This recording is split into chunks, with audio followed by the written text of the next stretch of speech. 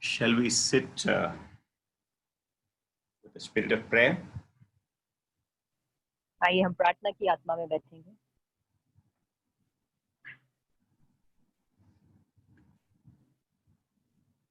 Praise be to God. प्रभु की तारीफ हो। Today I was just thinking about walking by faith. और आज हम बात करेंगे विश्वास के द्वारा चलने की। There are many people who have problems with the Christian walk. बहुत सारे लोग हम में से ऐसे हैं जिनमें मसीही विश्वास के साथ चलने में दिक्कत है। Even in our church. हमारी कलीसिया में भी।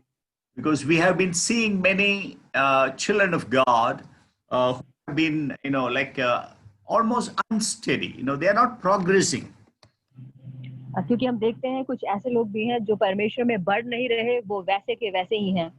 So as I was meditating with a burden in my heart, so I thought of sharing this thought, walking by faith. और जब इस बात को लेकर मैं अपने मन में मनन कर रहा था तो मेरे मन में आया कि विश्वास के द्वारा चलने को आज मैं आपके साथ बांटूं। So I was asking myself a few questions. और मैं अपने आप से कुछ सवाल पूछ रहा था। First of all, I asked, what is Christian life? सबसे पहले मैंने ये सवाल पूछा कि मसीही जीवन है क्या? The Christian life on the whole is an exciting journey. और जो मसीही जीवन है यदि हम देखें तो वो बड़ी रोमांचक यात्रा है। And mostly it is a long walk of faith. और उससे भी बढ़कर ये एक ऐसा चाल चलन है जो एक लंबा चाल चलन है विश्वास के द्वारा। So it is not 100 meters race. Actually, it is something like a long marathon. ये कोई 100 मीटर की दौड़ नहीं है, ये तो लंबी मैराथन है। And the next one is like, where do we walk? और दूसरा सवाल था कि हम कहाँ चलते हैं? Is it a beautiful track that every time, gives you soft feeling? और क्या आपको ऐसा लगता है कि ये बड़ा सुंदर मार्ग है जो आपको बड़ी सुखदायक सा अनुभव देता है? Not at all. ऐसा नहीं है। A child of God has to walk through an enemy country. और देखिए जो परमेश्वर की संतान है उसे भागना है। This country has been governed by a wicked and unrighteous king. और हम उस शैतान के गढ़ में हैं जहां पर शैतानों ने अपना कब्जा किया हुआ है। The land is full of darkness. और वो जो धरती है वो पूरी अंधकार से भरी है। And there are dangers everywhere. और हर जगह वहां खतरे हैं। There is a lighthouse to have the light and also a lamp. वहां पर एक रोशनी के लिए एक लाइट हाउस भी बना हुआ है और वहां पर दिया भी है। Christian is a soldier and from head to foot he has the weapons of God. और जो एक मसीही नौजवान है वो एक सिपाही है, सर से लेकर पांव तक उसके पास सारे हथियार मौजूद हैं। But there are soldiers to fight against him. लेकिन वहां पर कुछ ऐसे सिपाही भी हैं जो उसके विरोध में लड़ते हैं। But these people, they do not have a body. और ये जो सिपाही हैं इनका कोई शरीर नहीं है। That means Christian has to wrestle with those soldiers who do not have a body. इसका मतलब है मसीही सिपाहियों को ऐसे सिपाहियों से लड़ना है जिनका कोई शरीर नहीं है। They are in fact demonic spirits who come to attack him. और वास्तव में कहूँ तो ये बुरी आत्माएं हैं जो लड़ने के लिए आती हैं। Another question that I asked was that when do we begin this journey? और दूसरा सवाल फिर मैंने उसके बाद पूछा कि ये यात्रा हम शुरू कब करते हैं?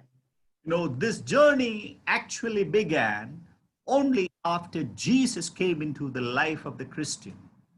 और देखिए इस यात्रा की शुरुआत तब से ही हो गई जब मसीह एक विश्वासी के जीवन में आया। Initially, he belonged to this wicked king. उससे पहले तो एक मनुष्य का संबंध एक दुष्ट राजा के साथ था। And he was in fact a citizen of that dark kingdom. बल्कि मनुष्य तो उस अंधकार के राज्य का एक सिटीजन था, नागरिक था। And at that time, nobody took note of him. और उस समय किसी ने भी इस बात पर ध्यान नहीं दिया। Because he himself was darkness and he did the works of darkness. क्योंकि वो मनुष्य खुद ही अंधकार के राज्य में था और वो अंधकार के काम करता था He could always comfortably hide in darkness. और वो बड़े आराम से अंधकार में छुप भी जाता था। But now everything has changed.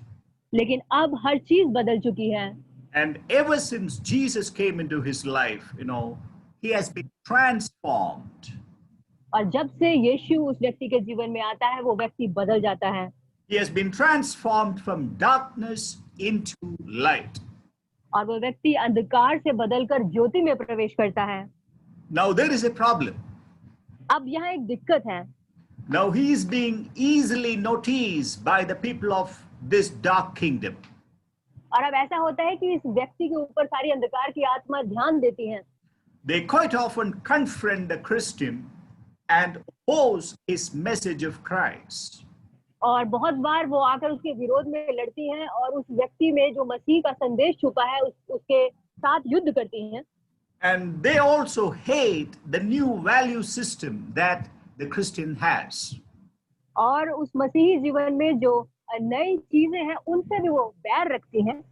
So they are ever ready to attack and defeat him. और वो हमेशा तैयार रहती है उस पर आक्रमण करने के लिए, उस व्यक्ति को हराने के लिए। So the next question that I asked was that are there any fellow travelers along with this Christian? और फिर जो अगला सवाल मैंने पूछा वो ये कि क्या इस मसीही यात्रा करने वाले व्यक्ति के साथ कोई और सहयोगी यात्री भी हैं? Well, the child of God is full of light, और देखिए जो परमेश्वर की संतान है वो तो ज्योति से भरपूर है and therefore mostly he finds people from the kingdom of light. और इसीलिए वो ऐसे लोगों को पाता है जो ज्योति के साम्राज्य से हैं। Right in front is the one who said, I am the light of the world. और बिल्कुल उसके सामने वो चीज है जो कहती है कि मैं ही जगत की ज्योति हूँ। Many bright saints can be seen on the way. और देखिए उस मार्ग में बहुत सारे चमकते हुए परमेश्वर के संत देखे जा सकते हैं। There are also plenty of ordinary saints. और वहां पे आप साधारण संतों को भी देख सकते हैं। And they usually forget their focus and make a lot of noise. और होता है ऐसा है कि वो अपने ध्यान से भटक जाते हैं और बहुत सारा शोर करने लगते हैं। They become impatient and even utter angry words. और वो धैर्य नहीं धरते और क्रोध में बहुत सारी बातें परमेश्वर के लिए बोलने लगते हैं। Sometimes the light of the world has to look behind. यहाँ तक कि कई बार जो जगत की ज्योति है उसको भी पीछे मुड़कर देखना पड़ता है To make an end to their angry behavior. ताकि उस व्यक्ति के क्रोध के स्वभाव को वो खत्म कर सके। There are always angels around the travelers in this path. और इस मार्ग पे जब एक विश्वासी चलता है तो उसके इर्द गिर्द हमेशा परमेश्वर के स्वर्गदूत होते हैं। There are also good brothers and sisters who refresh the souls of the fellow travelers. और उस सहयोगी यात्री के आसपास अच्छे विश्वासी भाई और बहन होते हैं जो हमेशा उसकी आत्मा को शांति देते हैं। Sometimes wrong people and demonic spirits try to come along. और कई बार उस मार्ग पर गलत आत्माएं और दुष्ट आत्माएं भी आती हैं। But there is a comforter, the powerful Spirit of God, and He chases them out along with the light of the world. लेकिन वहां पर एक शांति देने वाला भी है जो उन्हें वहां से भगाता है और जो जगत की ज्योति है। So that comforter is the Holy Spirit. और वो जो शांति देने वाला है वो पवित्र आत्मा है। And the light of the world is the Lord Jesus Christ. और जो जगत की ज्योति है वो प्रभु यीशु मसीह है। Both are available to comfort the Christian, और वो हमेशा मसीहों को शांति देने के लिए वहां खड़े हैं to protect him. और उन्हें उनकी सुरक्षा के लिए। No, there is beautiful singing on the way. और उस मार्ग पे बहुत सारा गीत गाना भी होता है। And also the sound of lovely praise and worship. और फिर परमेश्वर की स्तुति और आराधना के सुंदर गीत। One can hear the sound of prayer on and off. और एक व्यक्ति अक्सर जो है वहां पर प्रार्थनाओं को सुन सकता है। It is so joyful. और ये बहुत आनंदमय है। However, there are many who forget this. लेकिन कुछ ऐसे भी हैं जो इस बात को भूल जाते हैं। And they start to get worried and complain about many things. और वो चिंता करने लगते हैं और बहुत सारी बातों को सोचने लगते हैं। One day they are up in the mountain, and the next day they are down in the valley. एक दिन तो वो पहाड़ की चोटी पर होते हैं, दूसरे दिन वो घाटी में गिरे होते हैं. They keep looking here and there and forget the fact that the light of the world is right at the front. और वो यहाँ वहाँ देखते हैं, ये भूल जाते हैं कि जो जगत की ज्योति वो तो उनके सामने खड़ी है. They also forget that the Comforter, the Holy Spirit, is right within them. और वो ये भूल जाते हैं कि जो शांति देने वाला पवित्र आत्मा है वो उनके अंदर है. They ask, why do we have to walk this narrow way? और वो पूछते हैं कि क्यों हमें इस तंग रास्ते से होकर गुजरना है. So we are going to consider walk this path. और इसीलिए हमें इस रास्ते का ध्यान रखना है. How can we walk this narrow way with a steadfast spirit? और कैसे एक ही आत्मा में बने रहकर इस तंग मार्ग पर होकर हम चल सकते हैं. First of all, let's turn to Matthew chapter 16, verse 24. मत्ती रचित सुसमाचार उसका 16वां अध्याय और उसकी 24वीं आयत को हम पढ़ेंगे. Then Jesus said to his disciples, if anyone wishes to come after me, let him deny himself and pick up his cross and follow me. और इस प्रकार से लिखा है, तब यीशु ने अपने चेलों से कहा, यदि कोई मेरे पीछे आना चाहे तो अपने आप का इनकार करे और अपना क्रूस उठाए और मेरे पीछे हो ले. So it is Jesus who has asked us to enter this path. और ये यीशु मसीह है जिसने हमें इस मार्ग की आज्ञा दी है. And all are welcome. और इस मार्ग पे सबका स्वागत है. There is no compulsion. देखिए, किसी से जबरदस्ती नहीं है. However, the rules are very strict and they can't be relaxed. देखिए, जो नियम है वो बहुत कड़े हैं और वहाँ पे कोई आराम नहीं है. Let's also turn to Matthew 7 verses 13 and 14. मत्ती रचित सुसमाचार उसका 17वां अध्याय उसकी 13वीं और 14वीं आयत हम पढ़ेंगे. 7, chapter 7. क्षमा चाहूंगी, 7वां अध्याय उसकी 13वीं और 14वीं आयत. Here we read, enter by the narrow gate, for the gate is wide and the way is broad that leads to destruction, and many are those who enter by it. Small and the way is narrow that leads to life, and few are those who find it. 13वीं और 14वीं आयत मत्ती उसका 7वां अध्याय इस प्रकार से लिखा है, सकेत फाटक से प्रवेश करो, क्योंकि चौड़ा है वह फाटक और सरल है वह मार्ग जो विनाश को पहुंचाता है, और बहुत से हैं जो उसमें प्रवेश करते हैं, क्योंकि सकेत है वह फाटक और कठिन है वह मार्ग जो जीवन को पहुंचाता है, और थोड़े हैं जो उसे पाते हैं. The Lord talks straight. देखिए, परमेश्वर सीधी बात करता है. He never minces his words. He never makes any false pretension. और वो अपने वचनों में मिलावट नहीं करता. So we need to hear his words very carefully before we begin this journey. इसलिए जब इससे पहले कि हम इस यात्रा की शुरुआत करें, हमें उसके वचनों को बड़े ध्यान से सुनना है. Otherwise there is also a way, that is side by side, very narrow, very broad way is there. We might leave this narrow way and enter into that broad way. क्योंकि हो सकता है कि जो चौड़ा फाटक है हम इस सकेत फाटक को छोड़कर वहां प्रवेश कर जाएं. So we don't realize that that broad way will become a narrow way later. और हो सकता है कि जो आपका सकेत मार्ग है वो बदल जाए चौड़े मार्ग में. And this narrow way will eventually become a bright and broad way. और ये जो सकेत फाटक है बाद में आप देखते हैं कि ये बहुत रोशन होता जाता है. Okay, let's also turn to the book of Psalms chapter 51. भजन संहिता उसका 51 अध्याय हम निकालेंगे. Yeah, 51 verse 10. 51 अध्याय उसकी 10वीं आयत. Now this is important for walking in this narrow way. और ये बहुत जरूरी है जब आप सकेत फाटक से होकर गुजरते हैं, आप इस बात का ध्यान रखें. Here we read, create in me a clean heart, O God, and renew a steadfast spirit within me. और लिखा है, हे परमेश्वर मेरे अंदर शुद्ध मन उत्पन्न कर और मेरे भीतर स्थिर आत्मा नए सिरे से उत्पन्न कर. That means we need to have a steadfast spirit. और इसीलिए जो आत्मा हमारे अंदर होना चाहिए वो होना चाहिए स्थिर आत्मा. then if we have a steadfast spirit, then we will not be unsteady. देखिए यदि हम सीधे मार्ग पर हैं तो हम कभी भी डामाडोल नहीं होंगे। You know, some people run 1 hour at a time. Sorry uncle, voice is breaking. Sometimes some people just run 1 hour at a time. कुछ लोग ऐसे हैं कि जो एक समय में 1 घंटा ही दौड़ते हैं And after that, they don't run for a week. और उसके बाद वो पूरा हफ्ता भर दौड़ते ही नहीं। That is not steady. देखिए ये जो है ये स्थिर आत्मा नहीं है। But if there is a person who runs for 20 minutes, लेकिन एक व्यक्ति जो 20 मिनट तक दौड़ लगाता है but every week he does that, means almost every day he does that. और हर सप्ताह यानी कि हर दिन वो 20 मिनट दौड़ता है, So that means he is steady. इसका मतलब है वो व्यक्ति स्थिर है। So you have to be steady and consistent in your walk. और इसीलिए हमें अपने चाल चलन में स्थिर बने रहना है। Now, I want to say that the Lord Jesus takes a serious note of how we walk.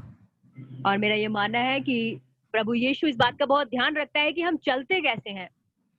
Let's also turn to 1 John chapter 2 verse 6.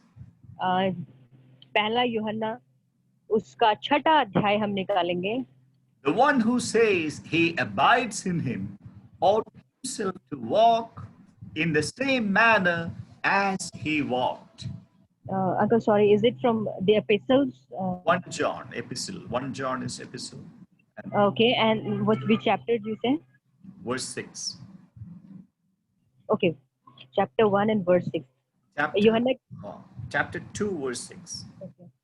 यूहन्ना की पहली पत्री उसका 2वां अध्याय और उसकी 6ठी आयत, जहाँ पर इस प्रकार से लिखता है, जो कोई ये कहता है कि मैं उसमें बना रहता हूँ, उसे चाहिए कि आप भी वैसा ही चले जैसा वह चलता था। So we need to walk like Jesus. और हमें बिल्कुल यीशु के समान चलना है। No, it says the Heavenly Father has given us the spirit of sonship. और देखिए लिखा है कि जो स्वर्गीय पिता है उसने हमें ले पालक पुत्र का आत्मा दिया है। We need to know that the significance of the spirit of sonship. और इस ले पालकपन की जो आत्मा है इसकी महत्ता को हमें समझना है। Who is the son? पुत्र कौन है? It's the Lord Jesus Christ. ये प्रभु यीशु मसीह है। And the spirit of sonship, और जो ले पालकपन की आत्मा है, you know, that means the spirit of God is helping you to be conformed to the image of the Lord Jesus Christ.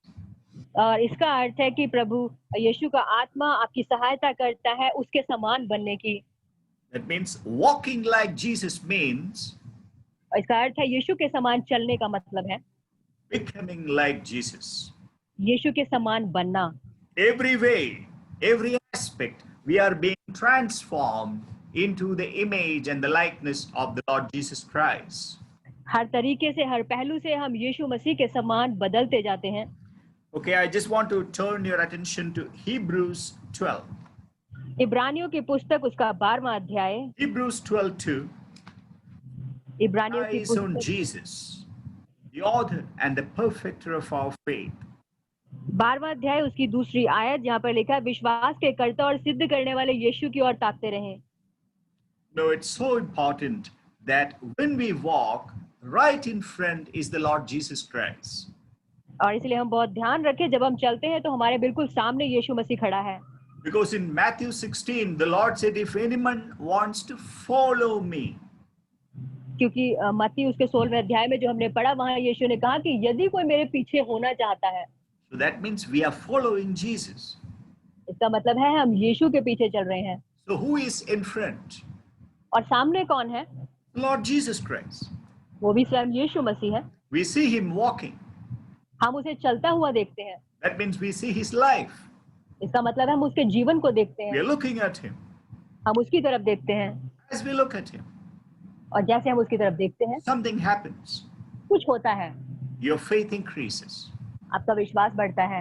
Because Jesus Christ is the source and the fountain of faith. क्योंकि यीशु मसीह जो है वो विश्वास का सोता है। So when you look at Jesus इसे जब आप यीशु की तरफ ताकते हैं and walk this path, और इस मार्ग पर चलते हैं, your faith increases. आपका विश्वास बढ़ता है। And that brings a qualitative change in your spiritual walk. और आपके आत्मिक चाल चलन में वो एक अच्छे परिवर्तन को लाता है। Has your faith increased? जैसे आपका विश्वास बढ़ता है। How many years have you been walking with Jesus? कितने सालों से आप यीशु के साथ चल रहे हैं? And if your faith has not increased, और यदि आपका विश्वास अभी तक बढ़ा नहीं है, I want to say, please check where you are walking. और इसलिए मैं कहूंगा कि आप इस चीज पर ध्यान दें कि आप कहाँ चल रहे हैं। I can say with certain surety that you probably is not following Jesus Christ. और मैं ये निश्चितता के साथ कह सकता हूँ कि आप फिर यीशु के पीछे नहीं चल रहे हैं। You are following a value system that is conducive for your heart. और आप एक ऐसे रीति रिवाजों के पीछे हैं जो आपके अपने लिए सुखदायक है। No, you have a value system that is comfortable for you. और वो कुछ ऐसा है कि वो आपके अपने लिए आरामदायक है। Yes, it is okay for yourself. क्योंकि वो आपके खुद के लिए ओके जैसा है। If you follow yourself, then you are not following the Lord. यदि आप खुद के पीछे चल रहे हैं तो आप प्रभु के पीछे नहीं चल रहे। The Lord said very clearly, if any man would like to follow me, let him deny himself. क्योंकि परमेश्वर ने साफ तौर पर कहा, यदि कोई मेरे पीछे आना चाहे तो वो पहले अपना इनकार करे। You know, when you sit in the quietness of your room, जब आप अपने कमरे में एकांत बैठे होते हैं, I want you to check your value system. मैं चाहता हूं कि आप अपने जीवन के सारे उन तरीकों को जांचें। What is that comforts your heart? वो कौन सी चीज है जो आपके हृदय को बड़ा आराम देती है? You know, the devil can bring something that can really pamper your soul life. और हो सकता है कि शैतान ऐसी चीजों को ला जो आपके प्राणों को बड़ा आराम देता हो। On and off, you know, there will be, you know, people can come in and go, you know, who can pamper your life for a season. और ऐसे लोग भी हैं जो आते हैं और चले जाते हैं, कुछ समय के लिए आपके जीवन को आराम देते हैं। And like fools, we entertain these people. और मूर्खों के समान हम इन लोगों का मनोरंजन करते हैं। And we think that, you know, they can bring joy and happiness in our lives. और हमें लगता है कि ये हमारे जीवन में आनंद और खुशी ला सकते हैं। No, these are the tools of the devil to distract us from walking this path. लेकिन ये तो शैतान के औजार हैं जिनका वो इस्तेमाल करता है हमें परमेश्वर के मार्ग से भटकाने के लिए। So I would encourage you, be careful. इसलिए मैं आपको प्रोत्साहित करूंगा, आप चौकन्ने रहें। So check whether your faith is increasing or not. आप ये जांचें आपका विश्वास बढ़ रहा है या नहीं। If your faith is not increasing, यदि आपका विश्वास नहीं बढ़ रहा है then you're not looking at Jesus. तो आप यीशु की तरफ नहीं देख रहे हैं, You need to look to him. आपको उसकी तरफ देखना है। You need to refocus your vision. आपको फिर से अपना दर्शन उस पर ठहराना है, And you need to keep looking to him. उसकी तरफ देखते रहना है। I can guarantee that if you look to Jesus, you can even walk on the water. और मैं ये दावा करता हूँ यदि आप यीशु की तरफ देखते हैं तो आप पानी पर भी चल सकते हैं। But quite often we turn our attention to the winds and waves. लेकिन अक्सर ऐसा होता है कि हम अपना ध्यान आने वाले आंधी तूफानों की तरफ देते हैं। I want to encourage you that the devil specializes in bringing the winds and waves. Sorry, uncle, it's breaking. The devil specializes in bringing the winds and the waves. और जो शैतान है वो इस चीज में उसे मान्यता प्राप्त है कि लोगों को कैसे भटकाना है। So we need to know that, you know, why do the winds and waves come on the way? और क्यों ये आंधी तूफान हमारे मार्ग में आते हैं? Do you think that God doesn't have control over them? आपको क्या लगता है कि परमेश्वर इन चीजों के ऊपर वश नहीं रखता? But see, the devil allows it because he thinks that he can upset your path. और देखिए जो शैतान है वो ऐसा करता है, उसे लगता है कि ऐसा करके वो आपको निराश कर सकता है। And he can defeat you in your walk. आपके चाल चलन में वो आपको हरा सकता है। But God allows it so that he expects you to be stronger and so that your faith may increase. और परमेश्वर उसे ऐसा करने की आज्ञा देता है क्योंकि प्रभु चाहता है कि आपका विश्वास बढ़े। You know, how can your faith increase? आपका विश्वास कैसे बढ़ सकता है? No, faith increases not in comfortable situations. जो विश्वास है वो आरामदायक परिस्थितियों में कभी नहीं बढ़ता। Faith increases when there is a challenge. विश्वास बढ़ता है जब चुनौतियां आती हैं। Faith increases when there is a Goliath in front of you. और विश्वास बढ़ता है जब गोलियत आपके सामने खड़ा होता है। You know, that's why I said, if faith is like swimming in water, और इसीलिए मैं कहता हूँ कि जो विश्वास है वो कुछ ऐसा है पानी में तैरने के समान। what should God do? परमेश्वर को क्या करना चाहिए? God should push you into water. परमेश्वर को आपको पानी में धक्का देना चाहिए। Because we may be reluctant to jump into water. हो सकता है हम इच्छा ना रखते हो कि हम पानी में कूदें। That is exactly how we learn to swim. और बिल्कुल इसी तरीके से हम तैरना सीखते हैं। Similarly, it is through the turbulent seasons, it is through the turbulent times that our faith increases. और देखिए परीक्षा और सताव का ही समय होता है जब हमारा विश्वास बढ़ता है। So we need to have challenges to come up in life. और इसीलिए जो चुनौतियां हमारे पास आती हैं उसका हमें सामना करना है। So when uncertainties and challenges come up in life, I think we should rather welcome them. इसीलिए जब अनिश्चितताएं और चुनौतियां आती हैं तो हम उनका स्वागत करें। Many a times Satan thinks that, he gives us a feeling that, whenever we go through troubles, oh, God is nowhere to be seen. और देखिए बहुत बार शैतान आपको ऐसा महसूस कराता है कि जब चुनौतियां आती हैं परमेश्वर तेरे आसपास नहीं है। The word of God doesn't ask you to listen to Satan. परमेश्वर का वचन आपको ये नहीं कहता कि जो शैतान कहता है आप उसे सुने। Word of God says, keep looking to Jesus. परमेश्वर का वचन कहता है यीशु की तरफ ताकते रहे। There's a verse, no, be still and know that I am God. और देखिए आयत में लिखा है धीरज धर और जान मैं तेरे साथ हूँ। Be still. धीरज धर। Just feel who our God is in your spirit. अपने आत्मा में महसूस कर हमारा परमेश्वर कौन है। And Psalm 119 verse 105. भजन संहिता 119 और 105 उसकी 105वीं आयत।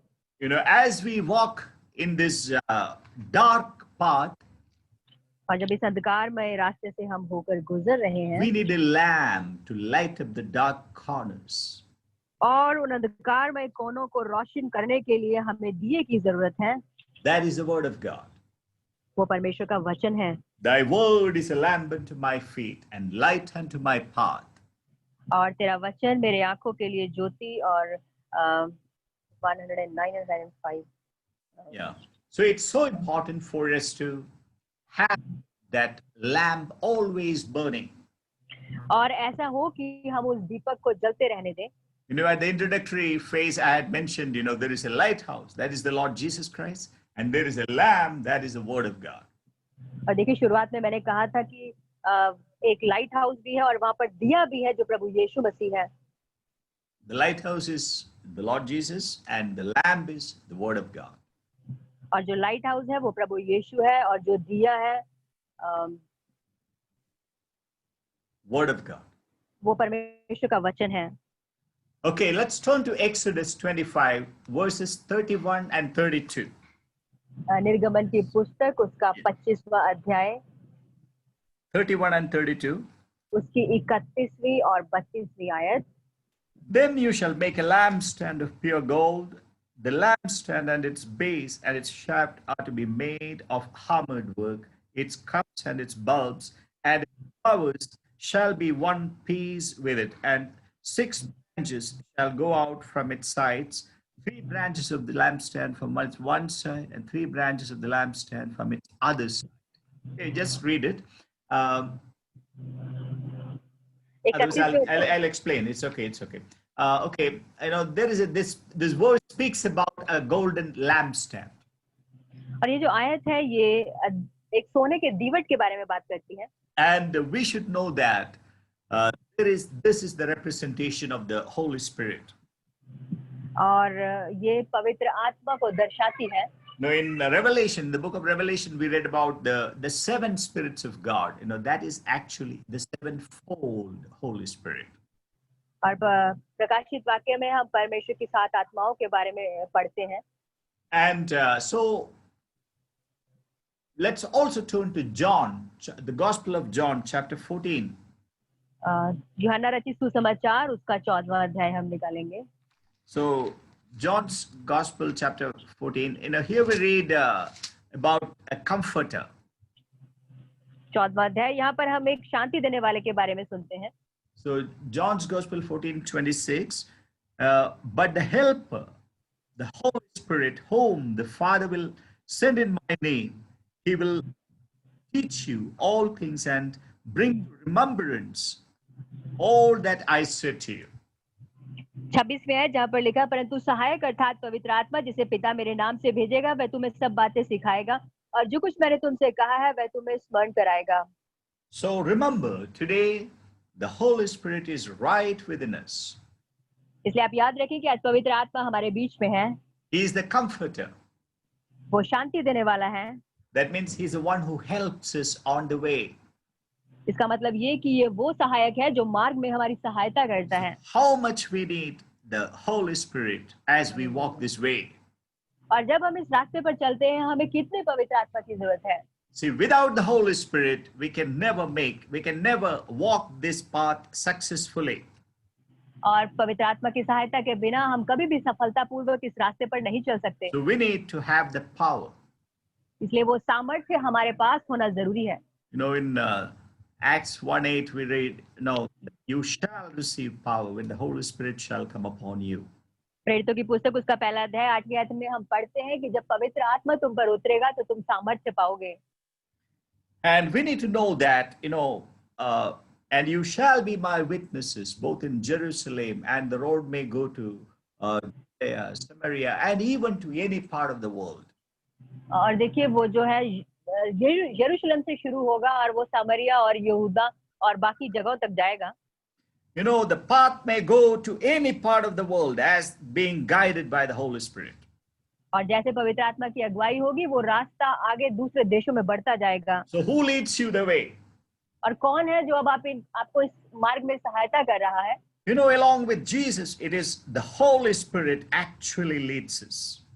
क्या आप जानते हैं कि यीशु मसीह के साथ ये पवित्र आत्मा है जो आपकी अगुवाई करता है? Because this is the dispensation or the age of the Holy Spirit. क्योंकि ये पवित्र आत्मा का युग है। And we need to know that, he who is, being led by the Spirit of God, we are the sons of God. और जो पवित्र आत्मा के चलाए चलते हैं वही परमेश्वर के पुत्र हैं। So that means this path, only people who are being led by the Spirit of God can walk. इसका मतलब है सिर्फ वही लोग जो आत्मा के चलाए चलते हैं इस रास्ते पर चल सकते हैं। How important it is. और ये कितना जरूरी है। Have you ever thought of the Holy Spirit? क्या आपने कभी पवित्र आत्मा के बारे में सोचा है? Have you ever wished him? क्या आपने कभी उसे अभिवादन किया है? Have you ever loved him? क्या आपने कभी उसे प्रेम रखा है? Have you ever thanked him for the guidance? क्या आपने उसकी अगुवाई के लिए कभी उसका धन्यवाद किया है? I told you, the demonic spirits and other people, they come to attack, but it's the Spirit of God that restrains.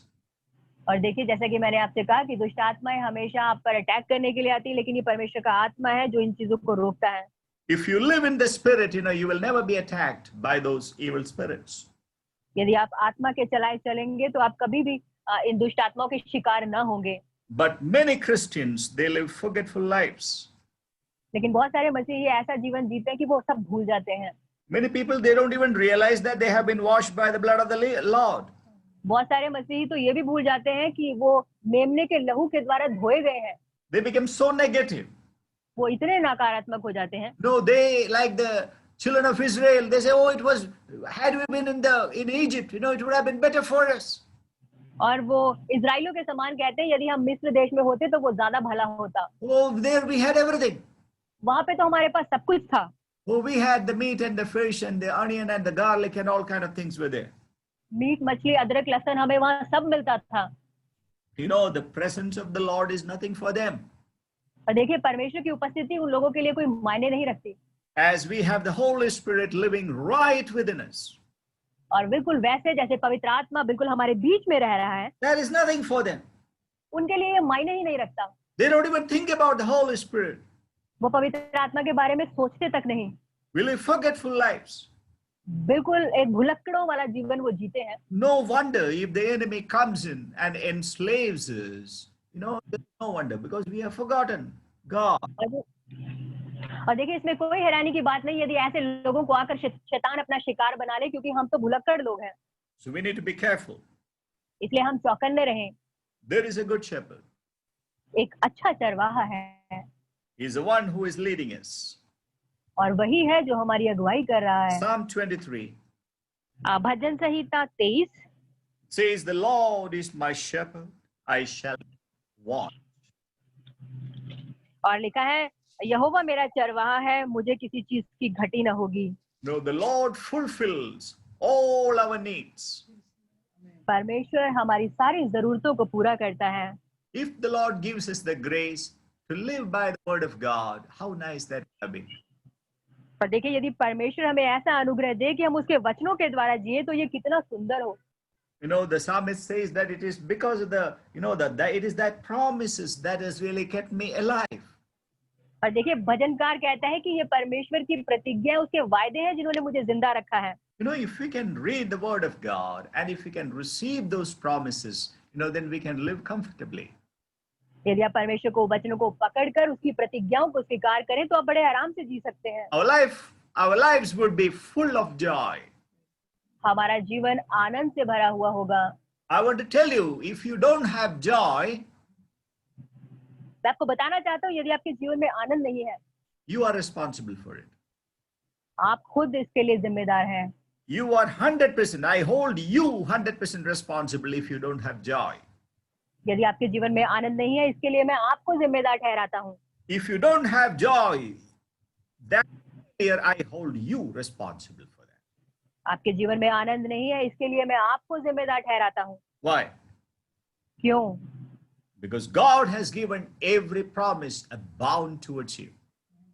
क्योंकि परमेश्वर ने हर एक वो प्रतिज्ञा आपको दी है जो आपसे जुड़ी हुई है। The word of God says, no, be not listeners of the word. परमेश्वर का वचन कहता है कि वचन को सुनने वाले ना बन। And if you are a listener, you will just deceive yourself. यदि आप सिर्फ सुनने वाले हैं, तो आप खुद को धोखा दे रहे हैं। You need to receive the word of God by faith. विश्वास के द्वारा आपको इन वचनों को ग्रहण भी करना है। Let's also turn to the book of Isaiah. यशायाह भविष्यद्वक्ता की पुस्तक निकालेंगे। Isaiah chapter 40. यशायाह उसका 40वां अध्याय। I'll just read it. And he gives strength to the weary, and to him who lacks might increase his power. Though youths grow weary and tired, a vigorous young men fall badly, yet those who wait for the Lord will gain new strength. They will mount up with wings like eagles. They will run and not get tired. They will walk and not become weary. यशायाह उसका 40वां अध्याय, उसकी 29वीं Yes, read it. उसके 29वीं, 30वीं और 31वीं आयत, जहाँ पर ये लिखा है, वह थके हुओं को बल देता है और शक्तिहीन को बहुत सामर्थ्य देता है। तरुण तो थकते और श्रमित हो जाते हैं, जवान ठोकर खाकर गिरते हैं, परंतु जो यहोवा की बाट जोते हैं वे नया बल प्राप्त करते जाएंगे। वे उकाबों के समान उड़ेंगे, वे दौड़ेंगे और श्रमित न होंगे, चलेंगे और थकित न होंगे। These days, many people are worried about our health. बहुत सारे लोग अपने स्वास्थ्य के बारे में इन दिनों में चिंता कर रहे हैं। Why should you worry? आप चिंता क्यों करें? I would say that if you worry about your health, you are a fool. और मैं कहूंगा, यदि आप अपने स्वास्थ्य की चिंता करते हैं, तो आप मूर्ख हैं। Yes, my conclusion is straight. देखिए, मेरा निष्कर्ष सीधा है। You know, people speak about the coronavirus. लोग कोरोना वायरस की बात करते हैं। We don't have to worry about the coronavirus. हमें इसकी चिंता करने की जरूरत नहीं। You know, I just want to say that, just listen to the word of God, read the word and receive the promises. और मैं कहूंगा कि आप सिर्फ परमेश्वर के वचनों को पढ़ें और आगे बढ़ते जाएं। And I want to say that learn to live by the word of God. और मैं कहूंगा कि आप परमेश्वर के वचनों के द्वारा जीना सीखें। Jesus says, man shall not live by bread alone, but by every word that proceeds from the mouth of God. यीशु ने कहा, मनुष्य सिर्फ रोटी से जीवित ना रहेगा, परंतु हर एक उस वचन से जो परमेश्वर के मुंह से निकलता है। Let's live by the word of God. आइए हम परमेश्वर के वचनों के द्वारा जीना सीखें। Lord is our strength. परमेश्वर हमारी सामर्थ्य है। As the days of your life, so shall be your strength. और जैसे तुम्हारे जीवन के दिन होंगे, वैसे ही तुम्हारा सामर्थ्य भी होगा। You know, I want to tell you that, receive this as a prophetic word from me. और मैं कहूंगा कि आप मुझसे इसे एक भविष्यवाणी का वचन पे ग्रहण करें। As the days of your life, so shall be your strength. और जैसे तुम्हारे जिंदगी के दिन होंगे वैसे ही तुम्हारा सामर्थ्य भी होगा। All those who have received this word, it will be fulfilled in your life. और हर एक वो जन जिसने इस वचन को ग्रहण किया है ये आपके जीवन में पूरा होगा। You know, I live by this word. और देखिए मैं इस वचन के द्वारा जिंदा हूँ। The word that we read in Isaiah 40:29 to 31. और यही वचन जो हमने अभी यशाया की पुस्तक उसके 40वें अध्याय उसकी 29, 30 और 31वें आयत में पढ़ा। Because the word of God says there is a renewal of strength with God. क्योंकि परमेश्वर का वचन तो कहता है कि परमेश्वर के साथ जो होते हैं वो नया बल प्राप्त करते हैं। The people of this world don't have this promise. जो दुनिया के लोग हैं उनके पास ये प्रतिज्ञा नहीं है, But we are the children of God. लेकिन हम परमेश्वर की संतान हैं। We have this promise. हमारे पास ये प्रतिज्ञा है। So is there any difference between the people of this world and you? तो क्या इस दुनिया के लोगों आप में कोई फर्क है? There should be. फर्क होना चाहिए। You know, I just want to turn your attention to the book of Psalm. मैं आपका ध्यान भजन संहिता पर दोबारा लाना चाहता हूँ। 84. Sorry uncle is breaking. Psalm 84. भजन संहिता 84। Psalm 84, verse 5. 84 उसकी 5वीं आयत। He will read, how blessed is a man whose strength is in thee, in whose heart are the highways to Zion. 5वीं आयत जहाँ पर लिखा है, क्या ही धन्य है वह मनुष्य जो तुच्छ शक्ति पाता है और वे जिनको सियोन की सड़क की सुधि रहती है। Praise the Lord. प्रभु की स्तुति हो। You know, I want to say how blessed is a man whose strength is in thee, in the Lord. और मैं कहूँगा वो कितना ही धन्य है मनुष्य जिसकी शक्ति जो है वो परमेश्वर में है। And such a person, in his heart are the highways to Zion. और ऐसे व्यक्ति के हृदय में सियोन के सड़क की सुधि रहती है। No, this is what I said. You know, now we are on the path, on the highways to Zion. और देखिए बिल्कुल यही मैंने कहा कि हम उस राजमार्ग पर चल रहे हैं। You know, this narrow path eventually becomes a highway और Zion. और ये जो सकेत मार्ग है जब आप आगे बढ़ते जाते हैं तो ये चौड़ा और राजमार्ग बन जाता है। But all those who walk in the highway, means all those who walk in the broad way, that will become narrower and narrower and narrower before they fall into hell.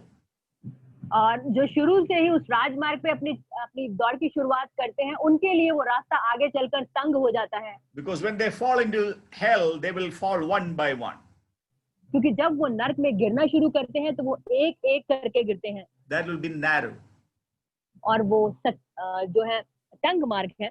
So I want to talk about the highways to Zion. और सियोन के राजमार्ग के बारे में मैं बात करना For चाहूंगा, which we will have to come back to Hebrews 12. जिसके लिए हमें इब्रानियों की पुस्तक उसके 12वें अध्याय पर वापस आना है। Verse 22. 12वां अध्याय उसकी 22वीं आयत। But you have come to Mount Zion and to the city of the living God, the heavenly Jerusalem, and to myriads of angels. और 22वीं आयत जहाँ पर इस प्रकार से लिखा है, परंतु तुम सियोन के पहाड़ के पास और जीवते परमेश्वर के नगर स्वर्गीय यरूशलेम के पास और लाखों स्वर्गदूतों के पास आए हो। That means, where are we? इसका मतलब है हम कहाँ हैं? We have come to Mount Zion. हम सियोन पर्वत के पास आए हैं। No, that's a highway. और वो राजमार्ग है। Mount Zion is a fast track. जो सियोन का रास्ता है वो तेजी से जाने वाला रास्ता है। As we reach here, जब हम यहाँ पहुंचते हैं, you mature fast into the image of the Lord Jesus Christ. तो प्रभु यीशु मसीह के स्वरूप में आप तेजी से बदलते जाते हैं। Zion is the realm of perfection. जो सियोन है वो सिद्धता का जगत है। We read in Psalms 87:2, it's a perfection of beauty. और भजन संहिता 87 में हम पढ़ते हैं कि ये सुंदरता की सिद्धता है। So this is an amazing place. This is an amazing place. और ये एक अद्भुत मार्ग है। And verse 23 we read, to the general assembly and church of the firstborn who are enrolled in heaven, and to God the judge of all, and to the spirits of righteous men made perfect. 23 में जहाँ पर लिखा है, और उन पहलौठों की साधारण सभा और कलीसिया जिनके नाम स्वर्ग में लिखे हुए हैं, और सबके न्यायी परमेश्वर के पास, और सिद्ध किए हुए धर्मियों की आत्माएं. So we see that eventually, there are the spirits of righteous men being made perfect. और अंततः हम देखते हैं कि धर्मी व्यक्तियों की आत्माएं सिद्ध की जाती है. And what is our ultimate destination? और हमारा जो अंततः का पड़ाव है वो क्या है? I told you that in Hebrews 12:2 we read, fixing our eyes on Jesus, the author and perfecter of faith. इब्रानियों 12:2 में हमने पढ़ा कि विश्वास के कर्ता और सिद्ध करने वाले यीशु की ओर ताकते रहे. That means our eyes have been fixed on Jesus. इसका मतलब है हमारी आंखें जो है वो यीशु की तरफ लगी हैं. The word of God says that when you focus your attention on something, you will become like that. और देखिए ऐसा कहा जाता है कि जब आप अपनी आंखें किसी चीज पर टिकाते हैं, आप वैसे बनते जाते हैं. The word of God says all things are possible unto him that believes.